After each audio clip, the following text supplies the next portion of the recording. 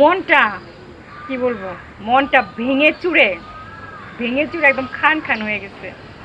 কিভাবে পারলো, কিভাবে পারলো এইভাবে আমার মনটা কেউ ভেঙে দিতে, আমি চিন্তাও করি নাই।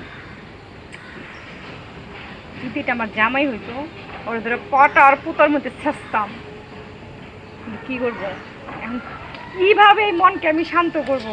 বিষয়টা হলো এই যে আমার গাছে এত সুন্দর সুন্দর এত সুন্দর সুন্দর পেয়ারা, মানে আকর্ষণীয় পেয়ারা। এই যে আজকে কি করছে, এই যে আমি আজকে সকালে ছাদে আসি নাই, কারণ সকালবেলা ওঠা হয় নাই ছাদে। এই দুপুরে গোসল করে ছাদে আসলাম, এই যে আমার এই কেশগুলো ঝাড়ার জন্য, যে যাই ছাদে একটু শীতের সময় তো রোদ পোহাতে ভালোই লাগে, তো ভাবলাম যে যাই ছাদে যাই চুলটা ঝাড়ি আর একটু রোদ পোহাই। এসে তো আমি হতবম্ব, আমার তো পেয়ারার দিকে তাকাই আমার আর কিচ্ছু ভালো লাগতেছে না। এই গাছটা আমি পেয়ারা গাছটার এত যত্ন করি, মানে আমার ছাদ বাগানে যে কটা গাছই আছে আমি এত যত্ন করি বলা বাহুল্য। এখন সেই পেয়ারা পাখি পাখি খেয়ে ফেলছে, এখন পাখির আমি পাবো কোথায়? যদি আমি পাইতাম, উফ, আজকে যদি আমার জামাই এই কাজ করতো, খবর ছিল। এত শখের জিনিস কেমন লাগে।